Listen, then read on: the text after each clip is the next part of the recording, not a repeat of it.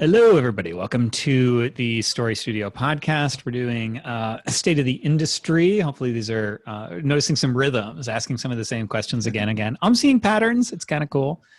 And I'm going to let Sean handle the intro today because he was mid-discussion when he said, hold on, let's pause and do this. Yeah, it was one of those where I just felt like I know nobody who knows me closely will believe this, but I really don't like repeating myself.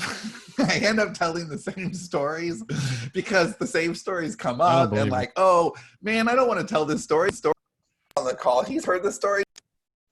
You're clipping in and out a little bit there. Yeah, there's something weird going on. Oh, I don't know what it is. Actually, it's been all week and it's Zoom recognizing it or not. I don't know. But anyway, there will be somebody who I know they've heard this story 3 or 4 times at this point, but then there's 8 people on the call to whom it's new. And then John wants to write a 1,000,000-word book and never repeat a word. It's really Every hard. word is new. Yeah. So, well, Craig is someone who, as he's come on, the reason he's a part of this conversation is because I just kept seeing his name come up over and over and over and over. And this is over, I know a few years ago, we were like ships passing. So I don't know what order these are actually airing in. We're recording these kind of all over a couple of weeks, and you listeners at home will hear them over a couple of months, but we'll put them in some logical order. Maybe Craig's is first, maybe it's last. I have no idea. But we're having all of these conversations to kind of get a pulse of the industry. And most of the people that we have talked to, we have relationships with. We've, known them for a long time, or at least in some capacity. We've probably met in person or had long conversations at some point. Maybe they've been a best guest on our show. Really, Becca Syme, if you've heard that episode, which was great. We had her on, even though we didn't know her ahead of time, but I knew I was a big fan of her work. And Alex Newton, we either had on or will have on for you guys, I don't know. Neve was a huge fan. Craig was just somebody where, as we were leaving the education part of the industry, kind of burned out and, going to lick our wounds a little bit, Craig was coming in to that side of the industry.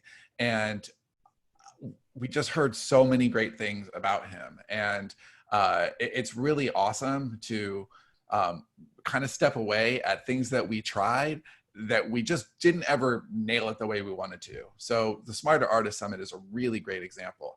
I'm really proud of what we did there, but it definitely had diminishing returns, year to year. And the first year we did it, it was really a community thing. And we did not know what we were doing. We didn't know how much we should charge.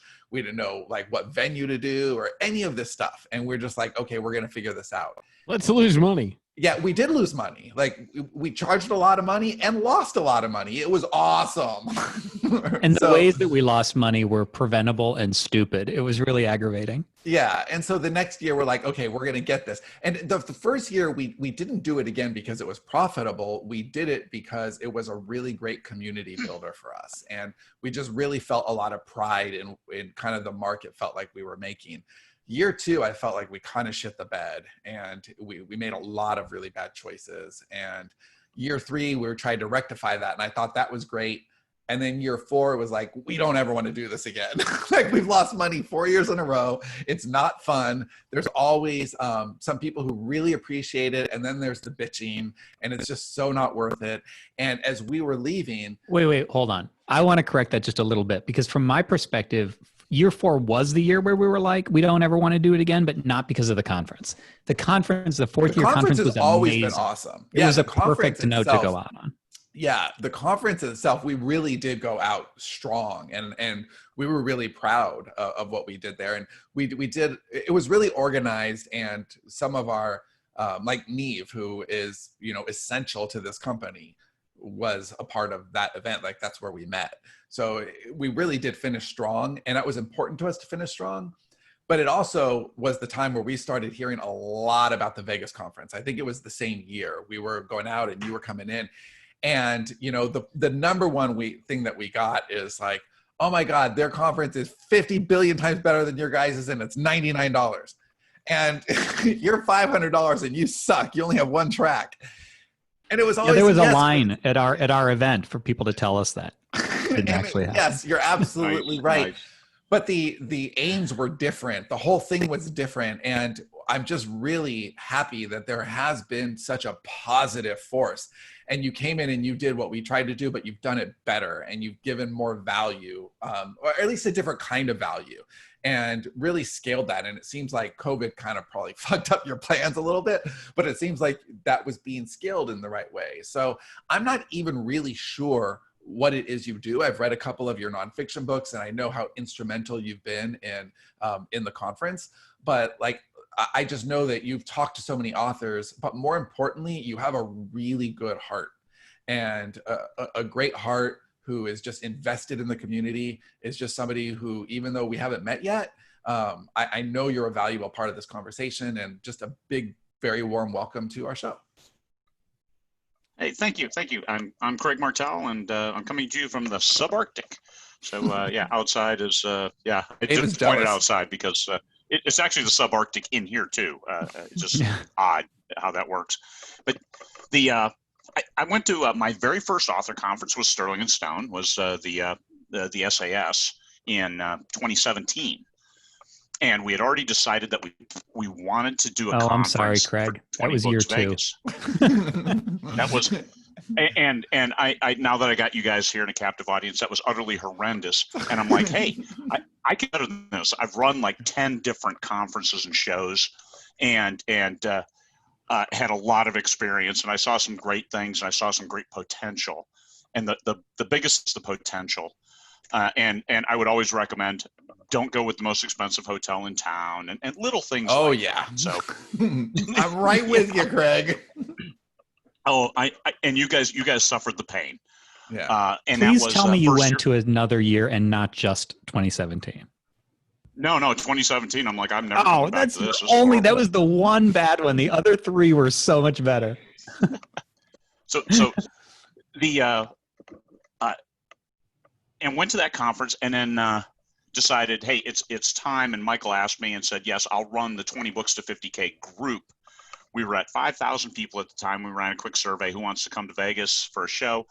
I got 150 people saying, yeah, I want to come. So I figured probably 50% of them were really going to come. So 75. We got a conference in a hotel off the strip. We got bargain basement rates all the way around, like $49 room rates. And I'm like, hey, we can do a conference for $1,000 where they can travel there, come to the show, and pay the conference fee, and all of it out the door, $1,000. So that was my limit, because that was just my plane ticket to Austin from Central. And I'm like, we can have a conference that's cheap. And since 20 books to 50K is not for profit, we're going to charge exactly what we spend. And this was the big difference. Not for profit. We make no money on this. And we bought people conference, and that is the big difference. To be fair, we didn't either. We do. and well, but you came across as a for-profit conference, and even though you lost money, that was and because we were doing it not for profit, every one of our guests paid their own way, bought their own hotel rooms, and even many of them even paid the conference fee. So here we had all of this going for us, like for 20 Books Vegas 2020, like nowadays, Hugh Howey, we got a hold of him. He's like coming out into the open again after ending his world travels. And I said, hey, we'd like to invite you. I'll get your conference fee. And he's like, hey, no worries, I'll pay. And he pays for his own way, his own flight, his hotel room, and the conference fee. And John Truby did the same thing, and David Farland did the same thing. And all of these folks were coming in. We had David Weber, he was going to come, and Kevin J. Anderson, he was going to come. But needless to say, older folks, they have since pulled out. We've lost 900, but we were 1,600 strong going to come to the show for this year. 1,600 self-published. That's incredible. Last year we had 14 people from Amazon come. We had over 1,000 people. We had 6 from Podium. We had 6 from Tantor. We had Dreamscape. We had all of the audiobook producers. But our big selling point is this is a not-for-profit. 20 books to 50K. There's no entry fee. You don't have to pay a fee to join. And I think that model is what helps drive our success. And We don't care about anything. Hey, just the business of the industry. And because we're not for profit, we aren't beholden to anyone. We kick people out. We kick six-figure authors out of the group because they're like, hey, you have to do this. I No, love you that. don't. It's the no asshole rule. That's so great. Hey, sorry. I mean, we appreciate your input and we're better with you, but bye. Yeah, So that's something we talked to Michael. Oh, I'm sorry. Go ahead, please. But people are like, well, why do you do it then? Because they can't figure out how somebody. I spend probably 2,000 hours a year running 20 books to 50K and the events. And they're like, what? You have to be making money off that. Well, no, I don't. I retired from 2 jobs. I retired from the Marine Corps, and then I went and got my law degree, did lawyer stuff as a business consultant, and retired from that. I don't have to work ever again. But I have way too much energy. You can probably figure that out. And I retired that second time. Went outside here in the subarctic, and lit myself on fire. And I figured, hey, I can't be trusted to do manly man stuff, so I'm not going to go moose and and burn myself. But I always wanted to write a book, so let me write a book. That was 2015, and I started writing the book. And hey, I like this. I like telling stories. I've read thousands of science fiction books in my life, and I'm like, I can do this. In the Marine Corps, I had to do things that people should never have to do. And for that reason, the rest of my life, I have to give back. And now is an opportunity where I can give back to the community. I write my fiction. I make plenty of money off my fiction. I don't need to make money off the conferences. And I get a lot of satisfaction in helping people. And that pays back for the Marine Corps. Marine Corps, hoorah. It pays back for that stuff and that time. So that's why I'm here. So there is only one of me, Michael Anderle. He makes his money off fiction. He doesn't make any money on these shows. It costs him money to do the shows, just like it costs me. But that's the price I'm willing to spend, kind of as a, not purgatory, but just as a payback to the world. And the fact that we have people in all the time zones, we have people in some 100 countries that are members. We have over 42,000 members now. And it's all about sharing. Give the person a hand up. We're all moving forward together. And then also my ego. I don't need to make money to get my ego stroked. I know so many people in the industry, like Podium. They said, we are coming to 20 Books Vegas 2020. The president of Podium lives in LA. He's going to drive over. So we hooked them up with, hey, you guys get a good presentation slot. And Book when rush, is Josh when is 2020? 2020 is November 9th through the 13th at Sam's Town. And for 2020, and we've outgrown Sam's Town, not this year because we're down to 600. We lost 900 people who either transferred over to 2021 or got a refund. But still 600 people, you think, oh my God, that's a pretty big conference. Well, that's 30% of what we had. But 2021, we're moving to the Strip. We're going to Bali's. So we have to charge, they're way more expensive. This year was $200. Next year's $300. So $300 for a ticket in Bali, 5 days. And it'll be a total freaking bash. Yeah, that sounds really, really amazing. I just could not agree more with what you're saying about you were able to scale quickly because it was no profit. And that was something that we had to find that center again. And it was a conversation that we had with Michael from the very beginning, because we were seeing how quickly the Facebook group was taking off back in the earliest days. And, you know, we, in our earliest times, we just got so much satisfaction from having the podcast and sharing. And then when Write, Publish, Repeat took off, that was really gratifying, and we loved that. And then the first event felt really great. And then it felt like, okay, if we're going to charge, we need to charge something that we have serious people who are taking it seriously. And it was the wrong diversion, and it got us away from fiction.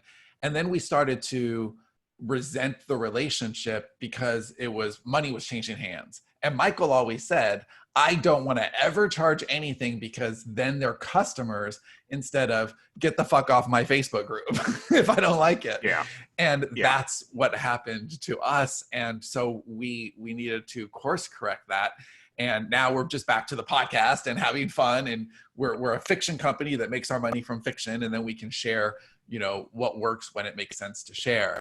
And I agree that the emotional satisfaction that you get from that, it just scales so much better than the monetary stuff ever can. I was gonna say it wasn't like we did that to make money. The money we Louder, charged, Dave.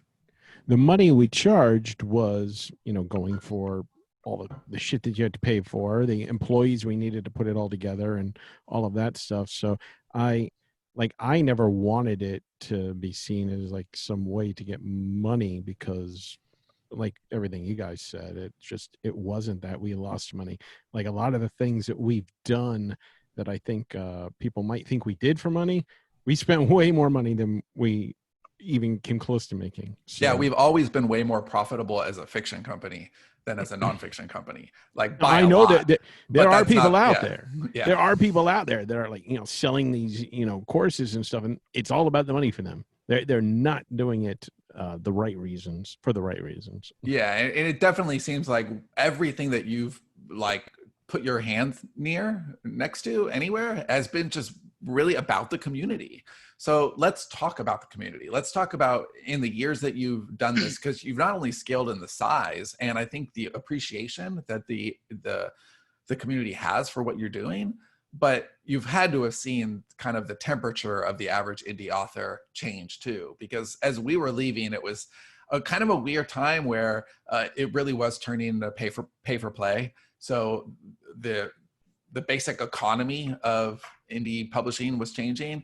And I think a lot of people who were in there in the beginning were starting to feel a little bit resentful of, well, now I have to place ads all the time. I can't just be visible. And that there did seem to be a change in temperature. So what have you seen in the last several years? And do you see a more optimism, more pessimism? And I know COVID has kind of colored everything in its own brush, but beyond that too. I have to tell you, I've made a lot of money this year. COVID has not impacted, but then again, I plan to write 4 to 6 books this year. Because of COVID, I've already published 7, and it's only August. So I am well ahead of schedule and hit my promotions on time. And a lot of people pulled out of Facebook ads and Amazon ads because of the initial COVID impact, April and May. Oh man, you could get Facebook ads for almost nothing. And so we ratcheted up. I jacked up my spend. We canvassed all of the potential ads. We refined how we targeted, thanks to a lot of clicks and feedback. And we sold a lot of books. And I have over 100 published titles, so it's easy to get read through. I have long series. I have one series that's like at 35 books between the 4 different spinoffs and stuff. So it's a lot of potential there. But, and this is where Alex did a great analysis on on books, on series, on quantity versus quality. And the answer is yes. You need to write high quality books as fast as you can write them. That was Alex's bottom line after analyzing. So the key to geeking out. The key to publishing success is write as many high quality books as fast as you can write them. Got it. Yep. I know that. I mean, it's people are like, well, I can only write 2 books a year. That's fine. Then you condition your readers dream to accordingly. Expect 2 books a year. Yeah, that's right. It's so important. And I made, back in 2017, I made $250,000 in half the year, but I published 10 books in 9 months on a very, very successful series. And each book, and it was a nice staircase on the old book report, staircase of you release a new book and it just climbs, and it never dropped. It just kept climbing and climbing. So they were good books. They were a good story. There were characters that the people loved. The read through was 99%. Wow. I mean, I had when I released book 10, in that first week, I had 83 5-star reviews before I got my first 4-star review.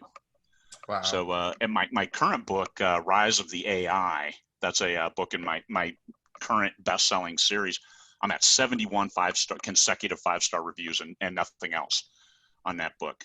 So it's a good book, And I have a beta reading team who reads it at 10,000 words, who reads it again at like 30,000 halfway through the book, and make sure that I'm on track, make sure I don't have open tendrils, missing subplots, or just distractions. I tell them, any place where you want to stop reading, mark that paragraph, and I'll go fix it and make sure that we keep you reading. Because the goal is you don't want anybody to ever put the book on because they may not pick it back up. So, I mean, I have a lot of, even though I might write a book a month and publish a book a month, I have a lot of checks and balances and quality control systems in place to make sure that the book's going to resonate. I have my 4 insider team. I have a copy editor, and then I have 12 to 20 proofers that'll read it after all of that stuff. So, all right, so you're really invested in, I'm going to get this fast, I'm systematized, and I'm going to make sure that everything is A+ by the time it gets to market, because what you're saying is really stupidly impressive. You know, you're hitting it on a sales level, but your ratios on reviews are like amazing. And, you know, I mean, just anecdotally with our company, you know, we can get a lot of sales and a lot of reviews, but not all 5 stars. Or we can get, you know, we have some books that are just nothing but 5 stars, but they're not taking off on sales numbers. So, you know, it is either or. You've got that both. So you clearly have the formula just dialed in. As a community, as a complete industry, do you think that authors tend to sacrifice? I mean, obviously, it's like that you can't have the fast, cheap, and what is it? Fast, cheap, and quality. Cheap and good. Yeah, right. You can't have fast, cheap, and good. So there is some sacrifice there. And do you think that most authors right now are erring on the side of quantity or on the side of quality? And do you think that that is a trend that is changing one way or the other? And which way is it changing? I see both. With 20 books of 50K, our message is you have to write the absolute best book you can, but also that you might be a very poor judge of whether your book specifically is good or not. Yeah. Because you look at the people, a favorite book that people bash is 50 Shades of Grey. And I'm not going to bash it. It's not a book that I would read. It's a bullseye for a lot of readers. Copies. Yeah, 91 million copies. I really want to write a book that shitty one day. I want to write a book that bad too. I mean, so this is the thing that you have to understand, is that you're not the judge. The readers are the judge, and that's where I involve readers in my books. Like when I need names, science fiction, right? You always need names. So I'll ask, hey, I need an alien male, alien female, a human male, human female, a butthole. I always ask for, hey, give me an asshole name, and I'll put them in. I give them shout outs in the I thought you meant like an actual butthole. Like, what's an alien word for butthole? Yeah, stab them right in the brown eye. No, we're we avoid those. So it's getting the readers involved, so I know that the readers are invested in the book as well, and that helps. So it's if you target your readership and you know your readership and you manage your readership's expectations, then you set yourself up on your plateau keeps getting higher and higher as your series go and as you grow as an author and a brand. I've got 20 different series, so I stopped trying to brand one series, and the brand is me. I did a couple pen names, and I'm like, this sucks. It's a huge waste of time. My brand is me. And so all my books now, nonfiction, fiction, mystery, thriller, all Craig Martell, not an initial. And it actually is working out much, much better that way. How do you protect your industry as a whole? The industry as a whole is, there's never been a better time to be an indie author. You have to write a great book. And there's some people, I'm a perfectionist. How do you know? How do you know what that perfect book is? If you tell the story and the readers read it, then it's a great story. If a lot of readers read it and they send it viral, then it's a perfect story. And you might say, well, that's not my favorite. My favorite book is my worst seller. So don't judge for yourself. We totally welcome to the that. club. Yeah, there's a definite ratio not across the board, but definitely it's a pattern. The more we love something, the less likely it is to sell. Especially among, me, Johnny, and Dave, which is why we started getting into the production model, because I feel like we're really good at commercial ideas and hooks, but then once we take it in areas that just aren't as commercial, like always. And so it's nice to have be able to generate those ideas and have people who are really excited to hit them on the more commercial notes. I had a question. You said you had your beta readers, look for Dave, spots. a little louder, just close to the mic. Yeah, you had your beta readers look for spots where they stopped reading, and you want to flag those. And have you noticed any commonalities among the things that caused your readers to stop reading that you now know to look out for more? I think so, and it's because of always getting that feedback. I know when I'll deviate off track or go out of the main plot too far. And by getting those guys involved, and the great thing about my insider team is if I send them, if it's a little afternoon, subarctic in Alaska, if I sent them my manuscript right now at 10,000 words, I would have feedback this evening from all 4 of them. They would drop what they're doing. They read that because they really like my stuff, but they also know that they are involved. So if they give me input, I'm going to take it. I listen to their feedback and we have a conversation. Some of the main things I would do is bring in a secondary character that added no value to the plot, just because, hey, here's an interesting alien. Let's have a great conversation with him, and he can be comedy relief or something, but it never really goes anywhere. And so then I nuke that paragraph and we'll make something different and keep. And the big thing, if you take any lessons and classes from John Truby, you always want to have the characters moving the plot forward. So whenever I lose readers, it's because I'm not moving the plot forward. And how did you find this core team of beta readers that you have that you they were some of my proofreaders, and they provided completely different feedback than the other proofers. Instead of a typo, they would say something like, I stopped reading at this paragraph because it just took me out of the scene. It took me out of the book. It took me out of the story, or other things. And then I talked with them, and it wasn't about them. They're like, hey, this is going to be a great book if you fix these things. Wow.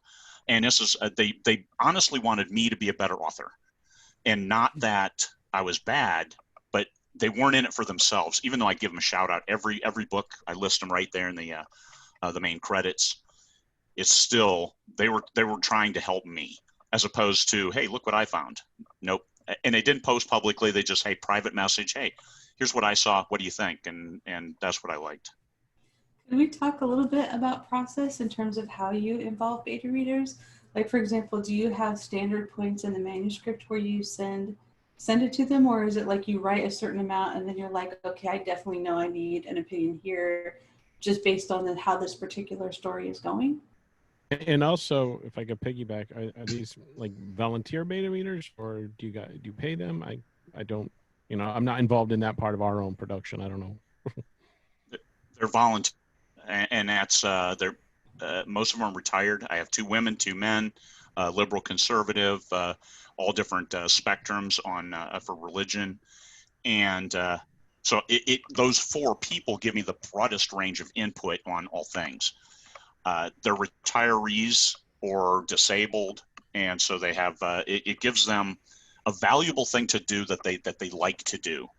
And I used to send the first 5,000 words, but they read so damn fast that I needed to give them more. So I usually 10,000 words, about the halfway point, and then they don't see it again until it's finished. And usually after the editor has been through it. So when they're going through it that final time, it's a clean read. The process of what we're looking for, first 2 times they hit it, the first 10,000 words, and then halfway point 30, 40,000. They're looking for not typos, but they're looking for where maybe I shifted characters, some continuity loss, some canon miscues with the shared universe, the Cartharian Gambit universe, and places where it takes them out of the story. So I can fix those big issues. So it's almost like having dev editors on speed dial. And then by the time we get to the end, it has already gotten that the plot is sound thumbs up from the team, the insider team. Editor will do her thing, and when it goes to proofreaders, they hit it fast because it's a clean story by the time they get it. Yeah, Dave, and just to put a finer point on that, you can absolutely find proofreaders that are paid proofreaders, and they'll catch a lot of stuff. But getting them from the fan base and specifically not paying them is actually better, I think, for the quality of work. Because it's like what we were talking about earlier. Once money changes hands, it changes the relationship. And if they're doing it because they love the story, they're actually paying attention to things that matter more. Because you're going to lose more readers because, oh, I don't think that Jose would ever say that. Like, that's way more important than that comma shouldn't have been there. And you're not going to get that from a proofreader that you pay, but you'll very much get it from a proofreader who emails you and says, can I proofread your books? Because I really, really love them. And I've seen a couple typos, and you're better than that. Like, that's the kind of person you want to work with. I've always felt shy about that. Like, we've had a few people ask if they could, and I'm like, I never know how to handle it because I don't want to. Here's the suggestion. Expect someone to work for free. Stop it with your baggage. Yeah. Because that's all that is. These are people who are basically saying, can I participate in your process? And we've had a lot of these interviews so far. And what's a common denominator, Dave? Everybody is saying that, you know how I got successful? I involved the community in my process in some way. And so these are people who, like, they want to get closer to the work. And, to Craig's point, most of these people are retired too. It's not like, I doubt you ever turned away an email that said, I'm a single mom. I barely have time to take a shit with the door closed. Can I please proof for you? Right? So just people are asking if they can get closer to your art and help us to have, because, like CI, we have a typo problem. So if somebody's raising their hand and saying, I love your stories, can I help with your typo problem? Because I want to read typo-free books. And I know other people like me also want to. Yes, Dave, don't turn those people away. Please forward them to us because we're actively looking for them. Oh my God. I'm not turning them away. I don't know. It's not like a flood of people. Jeez. So, Craig, to move from your personal experience to the wider experience, because you're in sort of an enviable position to have access to almost aggregate information from the people in the 20. I mean, I know that they're not like filling out forms, but you hear a lot of stuff, the people in the group, the people at the conferences. So what sorts of things this is like a many part question. So I'm curious about sort of trends, what people are talking about, what they're concerned about, what they're doing, like state of the industry sorts of things. What are you seeing? I'm seeing a lot of talk about audiobooks because within the last couple of years, people said, oh, hey, you got to go audio. That's the new trend. What we're having a hard time finding is traction with audiobooks as indies. Some people are able to sell a lot of audiobooks in a hurry, and other people, I've got over 60 books on audio, and I've got about 3 or 4 that have earned out, that have earned me back my money. So it's like, hey, Craig puts out an audiobook and he's rich. Oh, shit, no, hell no. It doesn't work that way. So how do we find traction with audiobooks? How do we do things? Well, people aren't really seeing it as a totally separate marketplace, right? It's like they're seeing it as an addendum to what they're already doing, when really, no, it's a whole different bookstore. It's a completely different approach, and we haven't mastered that yet. We do have some people who are killing it in audio. Some people are killing it in paperback, Ingram, mostly nonfiction for that stuff. And of course, none of my nonfiction is on Ingram, but it will be soon. And that's, these are important points. So the industry and pay to play, you had mentioned that earlier. And that's something else that COVID hits, people bail out. So I was able to get Stuart Batch for covers on my thrillers. And that was cool because people bailed out. And the cost per click went way down. So I was able to jack up a lot of ads. Now the cost per click are coming back. TradPub is now diving back in. So an ad that I could get for 25 cents a click is now recommended for a click. And to get the exposure to, once you hit a certain level of, hey, we shared as much as we could. We used free books, we used Story Origin, We got a bunch of readers. We did some subscriber stuff, and we're kind of topped out. What does it take from here? Well, I hate to say that it's money to make money, but it does. And so you've got to find a way to work your ads. Now, the good thing is there's a lot of good programs out there, and I recommend always Mark Dawson's the SPF classes, because you can tailor it and scale it and work like $5 a day at small numbers and see how to get traction and only run ads that are going to start earning you money, as opposed to the way I did it when I first started was just, hey, start a whole bunch of ads for a lot of money, and then whichever ones are losing the most, cancel those and pick the other ones.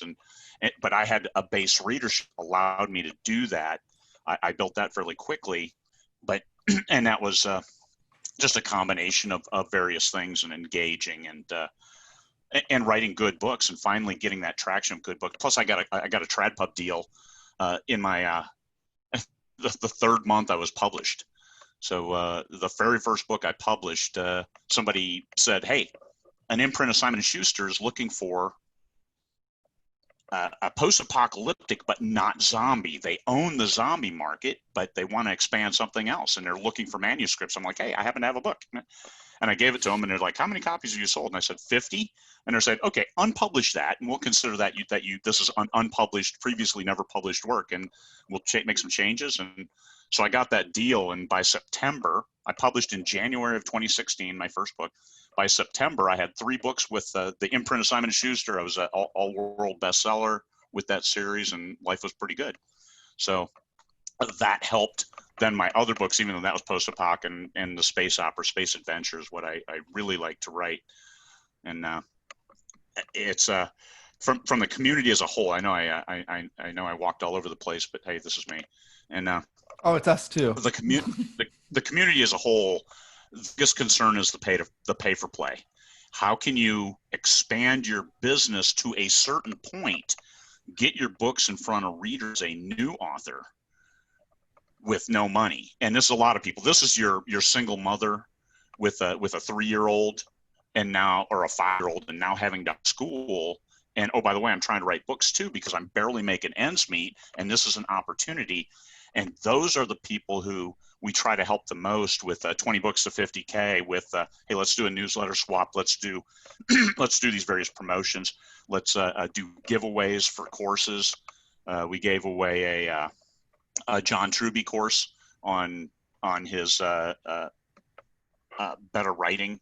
So those kinds that we give away, master classes and those kinds of things to help these folks who are really financially distraught. We had the 20 Books Indie Grant Fund during the COVID, the worst of it. We gave away some $25,000.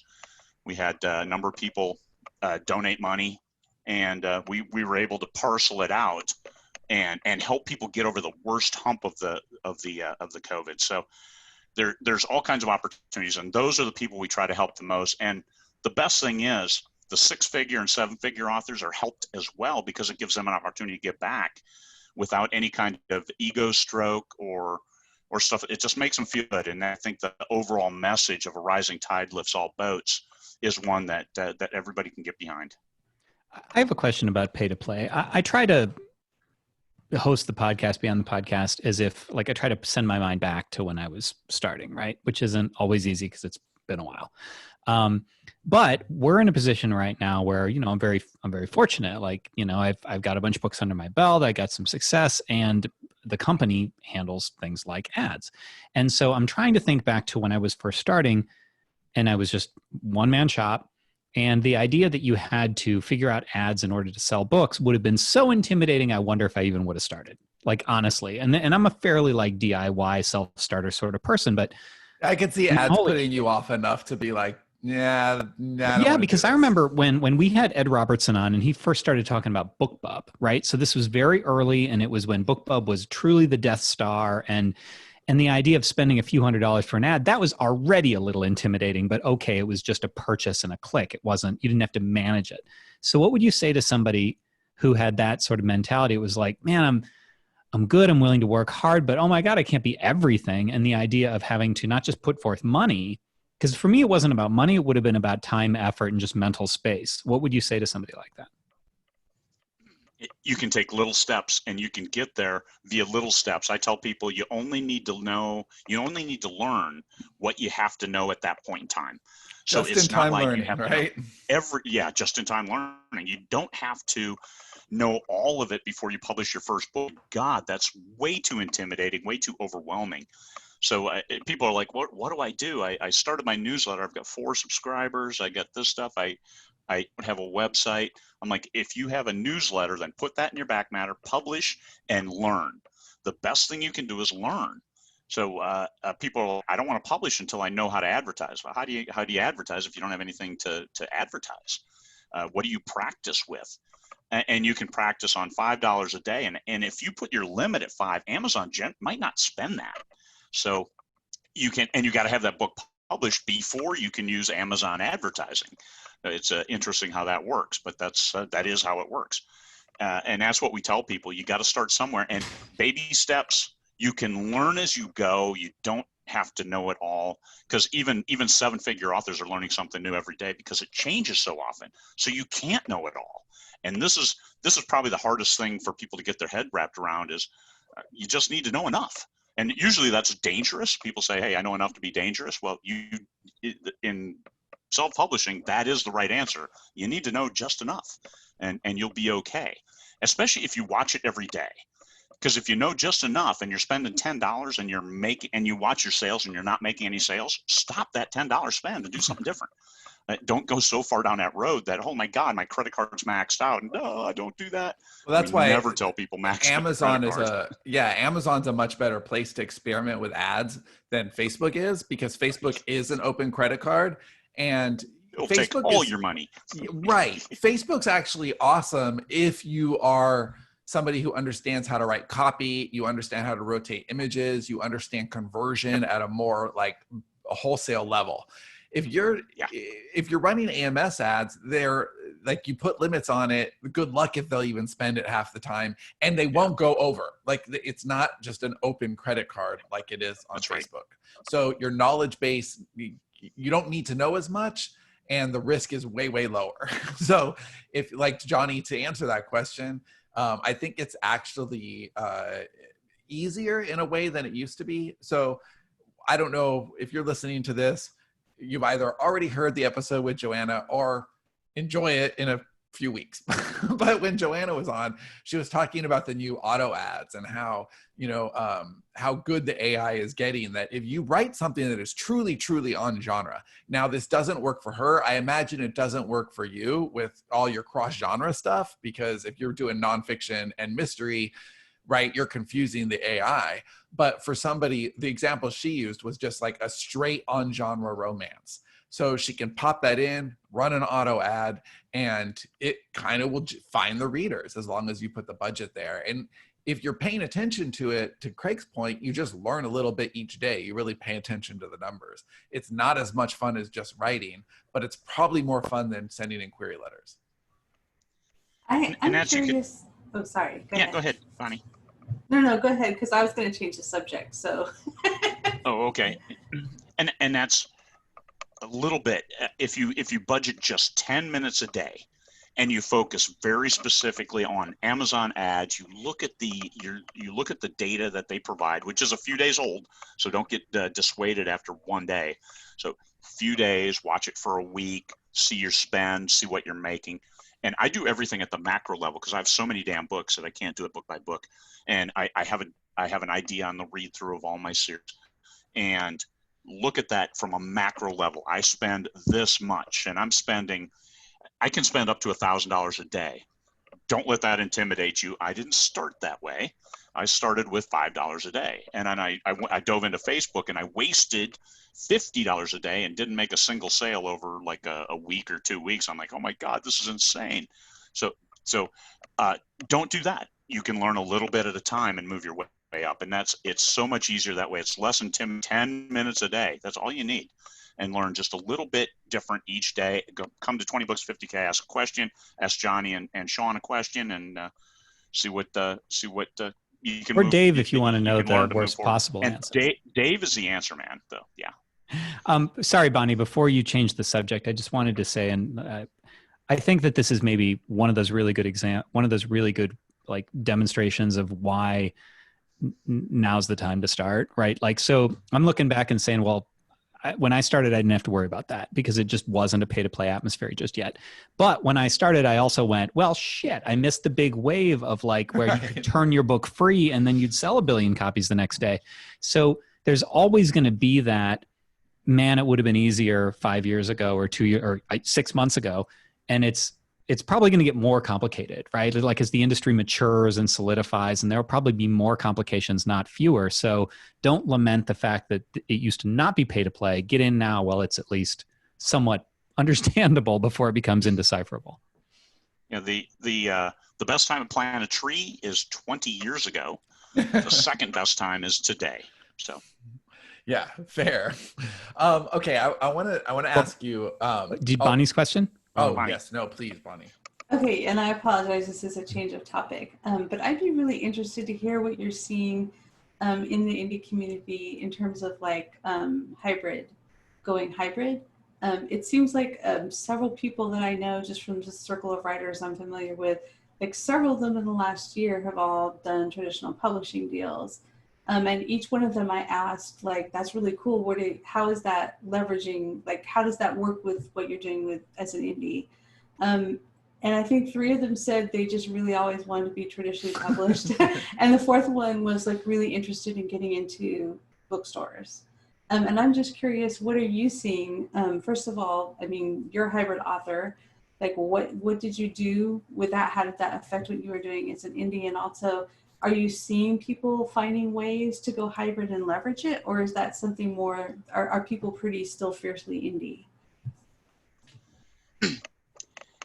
Having a bigger view of the community, what I'm seeing is that trad pub authors are coming hybrid because the advance royalties have become so low. And now getting a trad deal is just like vanity publishing. You'll keep your day job. If you want to be a trad pub author, keep your day job. Because only the very biggest authors are getting big advances. And generally the acquisition editors, those who approve it, are looking for something so damn narrow that you're not just going to write a great book and then say, hey, this is, and everybody looks at it and says, this is a great book. It doesn't matter. That they're looking for very specific things. So if you want to sell books, self-publishing is the way to go. If you want to see your name in a bookstore, I've seen my name in a bookstore. That's kind of cool. So I think there's a best of both worlds thing, but that's okay. That's if you could get into a Barnes & Noble, because they were closed and the ones that are open don't have a whole lot of traffic right now. So I'd rather be online where there is traffic. The trad is a lot of big name authors are coming indie. And this is, you're going to see this wave over the next couple years, because also they're thinking in trad timelines where, hey, I wrote a book right now and it'll publish, I'm thinking next year. Well, why? It's ready now, right? Yeah, proofreaders loved it. Then what are you doing? Well, I need to do these things. No, you don't. You don't, but you can. I finished a thriller a month ago. Probably, I'm saying, hey, it's one of the best books I've ever written. Everything I've learned about book writing, I put into this thing. I finished it, ran through my beta readers a couple times. I ran through a bunch of other readers. I had it edited twice, and then I ran through some proofreaders. Okay, it's in perfect condition. I put some Rush lyrics in there. I'm getting those licensed from Rush, and that's awesome. That takes time. That's a 4 to 6 week effort, but I know who it's in the final stage of getting licensed. And then getting the audiobook for a simultaneous release. That's a new thing. If you can have a simultaneous release of your paperback, your ebook, and your audio, then that will vastly bump up your audio sales, because you get that initial surge over the first 30 days of sales. Well, if you buy the ebook, hey, you can get the audio cheaper. So this is one thing I'm doing this time. So I've got a book that I'm sitting on for 3 months, and that chaps my ass like you can't believe, because I'm the guy who, hey, I finished writing a book Friday. It's been edited, it's been proofread, and it's ready to go. And Monday, hey, I'm going to publish it. Why not? Because I always get the covers ahead of time. And not this one, because that licensing, I don't have the Rush lyrics in there right now, but I really look forward to including them and then going final with the paperback and sending it to the narrator for him to read those. And he even suggested, hey, you have links. Why don't you have Geddy Lee read the lyrics? I'm like, oh man, that would be awesome, but I'm not going to do that because I don't want to hold it up another year. My God, I can imagine. Oh my God, would that be awesome or what? That would be awesome. Could he do it in the singing voice, the high-pitched singing voice for him? I don't think he has much left on the high pitch. I've seen him in concert. They're one of their last concerts, and I mean, he still has a great, but so those things, and it's like, okay, I see more and more why TradPub took so long. When they launch a book, they get 1,000 reviews on the first day. How in the hell do you do that? Well, you finalize your book, you get a bunch of copies, you send them out to your ARC, and then they leave the reviews, and all of that takes just a massive amount of time. January every year, the booksellers all get together to vie for space on the shelf. Shelf space was king, and that's what all of TradPub was revolved around, was that January meeting where they bought shelf space. So we don't have to deal with that. We're ebook people, so our timelines are going to be shorter. But look for a lot of trad names appearing and not rocketing to the top of the charts because they don't have the horsepower of Simon & Schuster or Penguin Random House behind them. It's just them and their name. So you're going to see them on the charts, but they're not going to be right at the top. Yeah, you know what else I think we're going to see? This will be a couple of years, but I think we're going to see an influx of people who are used to writing in television, who start getting into indie publishing because they can tell really high quality stories fast and make shit more than they're making, as a staff writer. Because they're used to turning stories really fast. They got 10 days to write a script. They're used to with a writer's room, and I think they have a speed and a precision to their storytelling that is, what the indie community is constantly striving for. So you see a few of these people who are like, hey, I used to write on X show, and they shuffled, and in between shows I just thought, I had a buddy and he's making how much indie publishing. I could just see a lot of staff he's writers making bank. Yeah, so I see that. They don't have to worry about the networks telling them to change your right story. no I could totally see this. We just had a recent thing that is just comical, actually. Johnny and I went through with some rewrites that was just like, oh, now we don't care as much about this anymore, right? Like, it just can really neuter your feelings about something.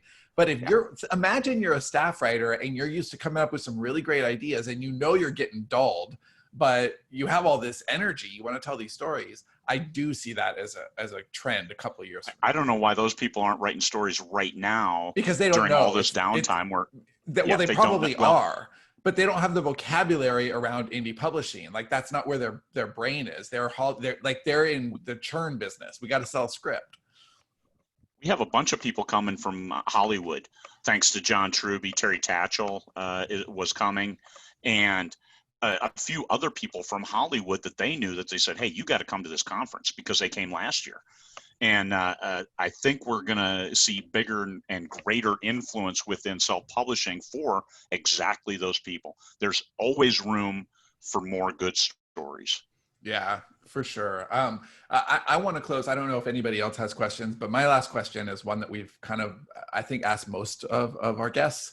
And it is the question, and I imagine it is the question at all the conferences and on all the boards and everywhere. But you get to hear so many stories, you get to see so much data, you get to hear so much anecdotal evidence. So let's talk about KU versus wide, which is what everybody wants to know. And I know that a lot of your business is KU, and probably a lot of what you see is KU, but you're also, privy to a lot of conversations. So what is the conversation that you hear around KU now, and how do you see that evolving? How do you see it, a year from now, a couple of years from now? Some of the biggest names I know in self-publishing are in KU, and they've learned that longer books, because you can sell a book for $4.99. You have a certain audience that are buyers, and then you have the rest of the audience that are readers, the retirees, and that demographic that read a lot of books.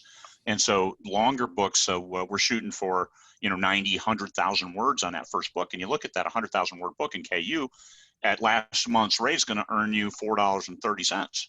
Not bad at all. And if you sell it at $4.99, you're going to get $3.50 out of that. So if you get the right length, then KU versus sale makes no difference. Certain genres do better wide, and that's fantasy one, romance is another one. Thrillers generally do better wide, but I think Mark Dawson proved that you can make a lot of money in KU with that if you with the right marketing effort behind it and build that readership. I tell you that I have spent the majority of my money this year. I spent a lot of money on advertising, but in the last month, I have spent the most on building my newsletter. I looked at getting an Amazon marketing group ad for $30,000 for 1 month, and they would push a book to high heaven. Have a special consultant and that through the Amazon marketing group.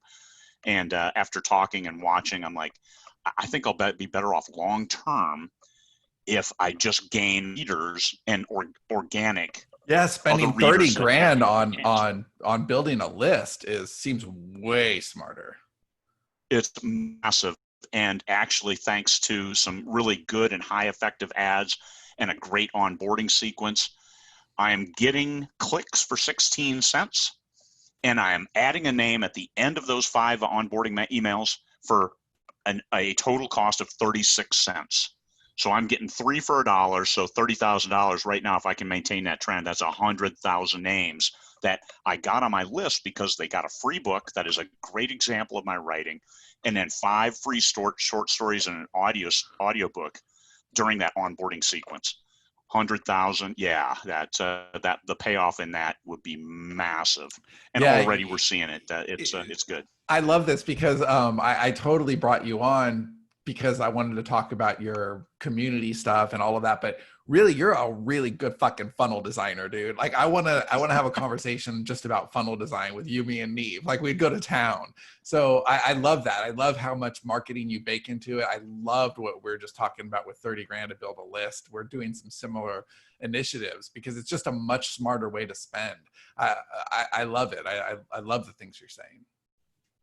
Thanks, man. Appreciate it. I appreciate you guys having me on. I know we took turns talking too much, and so but that's what we do. I think we're the kind of guys that if you sit around a fire, and this is what we did in Bali. I've run 9 different 20 books conferences. We've in Bali, Edinburgh, and in Bali we had 38 authors, and these were the kinds of conversations that we sat around small groups. And we talked. We had 6 hours of programming is all on a conference that people paid $3,500 to attend.